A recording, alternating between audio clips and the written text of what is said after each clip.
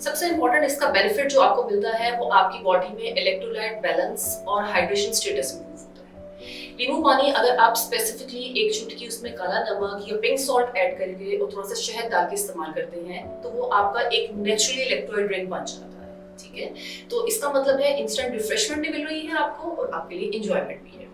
दूसरी अगर हम इसके फायदे की तरफ बात करें तो वो आपका स्किन ग्लो आता है।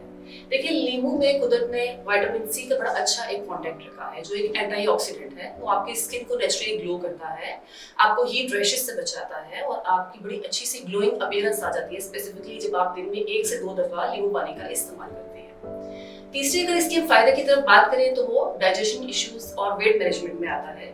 देखिए, अगर आप हेल्दी स्नैकिंग के लिए दिन में 2 दफा नींबू पानी किसी और स्नैक को रिप्लेस करके इस्तेमाल करते हैं तो आपको एक फीलिंग ऑफ फुलनेस आ जाती है।